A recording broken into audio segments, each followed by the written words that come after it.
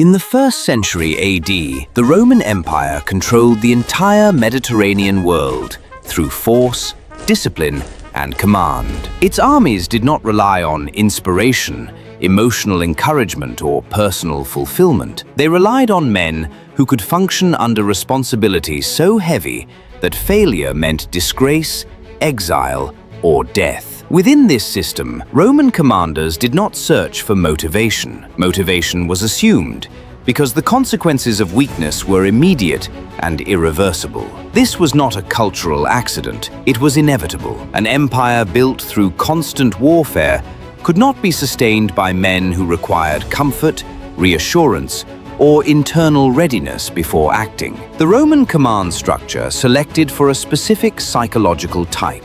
Men who acted first, regulated emotion, and carried responsibility regardless of how they felt. This matters because modern men increasingly describe themselves as unmotivated, unfocused, or mentally drained. Roman commanders lived in conditions that would crush most modern psyches, yet they functioned with consistency and clarity. The difference is not talent or morality, it is psychological conditioning under pressure. In this video, we will examine how Roman command structures shaped male motivation through responsibility, hierarchy, and consequence, and why removing those forces produces psychological drift instead of strength.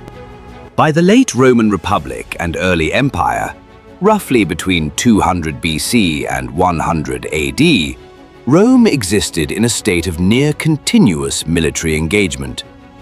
Campaigns were seasonal, but preparation, logistics, political competition, and threat anticipation never stopped.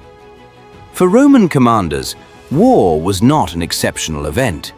It was the operating environment. This context matters because psychology does not form in isolation.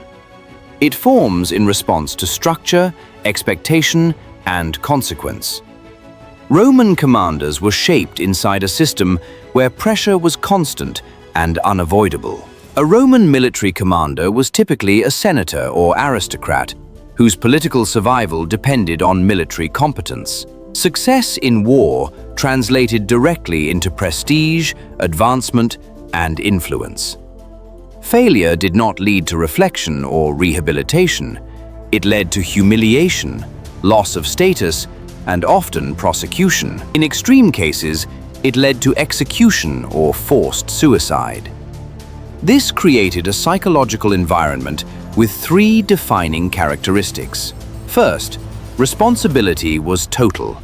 A Roman commander was personally accountable for discipline, supply, morale, and outcome. There was no abstraction of blame. If an army collapsed, it was not the system's fault, it was the commander's. Second, authority was conditional. Roman soldiers respected command only as long as it was effective. Legions could mutiny. Officers could be abandoned. Loyalty was not emotional, it was functional. This forced commanders to maintain competence continuously, not episodically. Third, consequences were public and permanent. Roman political culture recorded failure. Defeats followed men for life. Reputation was memory, and memory was power. Inside this system, motivation did not come from internal desire.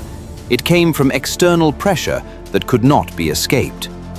Modern men often wait to feel motivated before acting.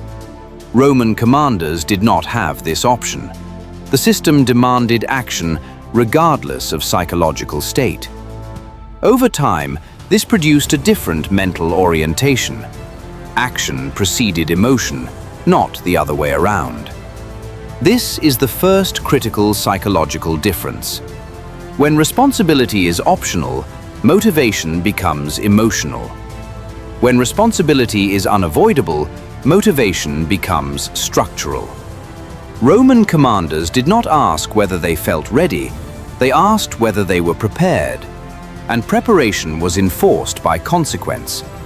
This is why Roman leadership produced men capable of sustained effort under stress, not because they were naturally stronger, but because weakness had nowhere to hide. In the next chapter, we will examine how Roman military hierarchy and discipline reinforced this psychology, and why structure, not inspiration, was the foundation of their mental resilience.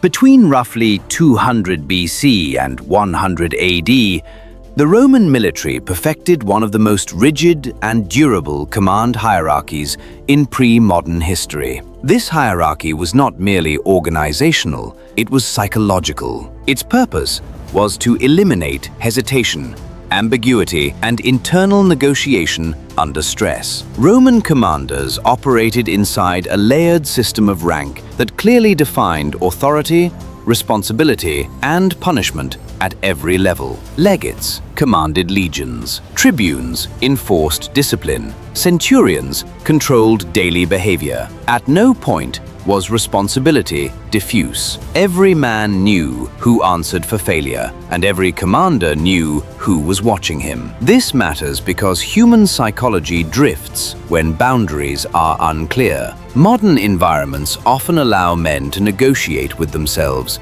to delay action, reinterpret standards, or emotionally rationalize underperformance. Roman military hierarchy was designed to prevent this drift entirely. Orders were not suggestions. They were commands, backed by immediate enforcement. Disobedience was punished publicly. Cowardice was punished brutally. Even minor lapses in discipline were corrected early, before they could spread. From a psychological perspective, this created three critical effects. First, it removed internal debate. Roman commanders did not spend energy deciding whether to act. Action was assumed. The only variable was execution. This conserved mental bandwidth and reduced anxiety because uncertainty was externalized and resolved through structure. Second, it regulated emotion. Fear, fatigue, and doubt were not treated as personal experiences requiring accommodation. They were treated as irrelevant variables to be controlled through routine and enforcement. This did not eliminate fear, it subordinated it. Third, it anchored identity. A Roman commander did not define himself by how he felt. He defined himself by his role, his duty, and his performance. Identity was external and functional, not internal and emotional. This is a fundamental psychological distinction. When identity is internal, motivation fluctuates with mood. When identity is role-based, motivation is stabilized by obligation. Roman discipline enforced this role-based identity relentlessly. Training was repetitive. Drill was constant. Punishment was predictable. Over time, this produced men whose default state was compliance with duty, not negotiation with emotion. This is why Roman commanders could operate effectively under sustained stress. Their psychology was not dependent on inspiration, it was supported by structure. Modern men often seek motivation through stimulation, content, speeches, emotional activation. Roman command culture removed stimulation entirely. What remained was obligation, repetition, and consequence. And that combination produced consistency. In the next chapter, we will examine how fear functioned inside this system, not as an obstacle to overcome, but as a constant condition that Roman commanders learned to control rather than eliminate. Roman commanders were not motivated because they felt inspired, confident, or emotionally aligned with their circumstances. They were motivated because their environment made inaction impossible. Responsibility was unavoidable. Consequences were immediate. Identity was role-based. Fear was familiar. Shame corrected behavior. Comfort was limited. Time was finite. Legacy was permanent. Under these conditions, motivation was not a psychological problem to be solved. It was a structural outcome. Modern men often believe they lack motivation because something inside them is broken. Roman command culture demonstrates a different reality. Motivation collapses when pressure is removed, Responsibility is diluted, and consequence is abstracted away. Roman commanders did not ask how to feel motivated. They asked what was required of them, and then acted until their psychology adapted. This is the central lesson. Men are not strengthened by affirmation, they are strengthened by obligation. When responsibility is real, motivation stabilizes. When responsibility is optional, motivation becomes emotional and unreliable.